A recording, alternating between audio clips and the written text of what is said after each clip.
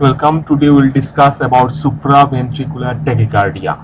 The ECG criteria of supraventricular tachycardia is P is absent, heart rate is high, 150 to 250 beats per minute, QRS is narrow, rhythm regular. This is an ECG of supraventricular tachycardia. There is presence of narrow complex tachycardia and here heart rate is about 150 beats per minute.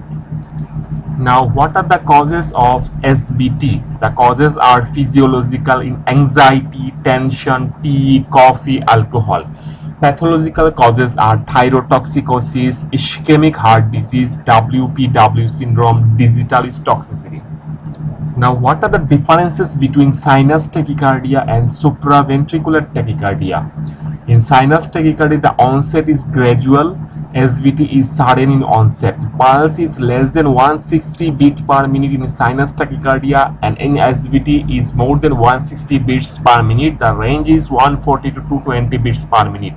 ECG shows PQRST normal in sinus tachycardia, P absent buried in QRS, and QRS is narrow in SVT.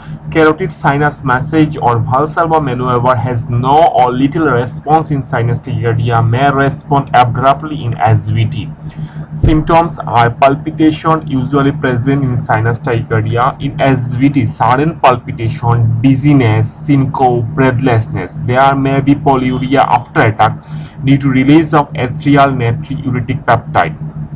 Prognosis is not serious in sinus tachycardia. Hemodynamic instability is common in SVT. What is the complication of SVT? In SVT, because of rapid heart rate, there is short diastolic filling time. This results in reduction of stroke volume and precipitate heart failure. Now, how to treat SVT? The treatment are as follows: rest and reassurance, carotid sinus massage or Valsalva maneuver. It acts by increasing vagal tone. If no response, then IV adenosine 3 mg over 2 seconds. If no response is 1 to 2 minutes, then 6 mg IV.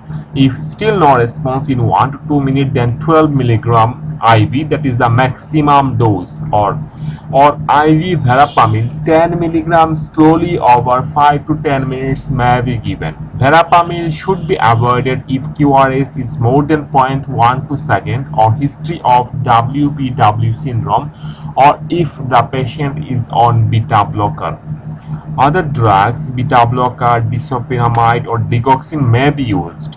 If the patient is hemodynamically unstable, hypotension or pulmonary edema, then DC cardioversion, DC shock should be given. If the attack is frequent or disabling, prophylactic oral therapy with beta blocker, verapamil, disopyramide or digoxin may be given. In WPW syndrome, transvenous radiofrequency catheter ablation is the treatment of choice. In some cases, if there is no response, anti-tachycardial pacing is done, overdrive atrial pacing. That is overdrive atrial pacing. What is the mode of action of adenosine? What are the side effects and contraindications of adenosine therapy? Mode of action of adenosine: it causes transient AV block. Transient AV block lasting for few seconds. Half-life is 8 to 10 seconds.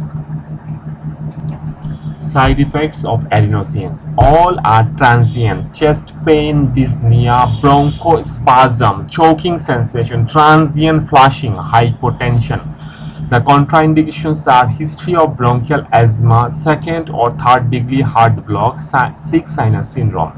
What are the types of supraventricular tachycardia? The types are sinus tachycardia, AV nodal re-entry tachycardia, atrial flutter, atrial fibrillation, multifocal atrial tachycardia.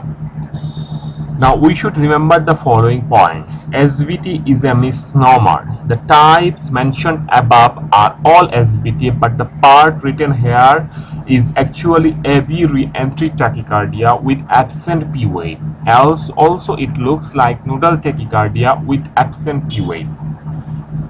Sinus tachycardia neither starts abruptly nor stops abruptly. If SBT is associated with WPW syndrome, verapamil should not be given intravenously. Adenosine is safe in such case.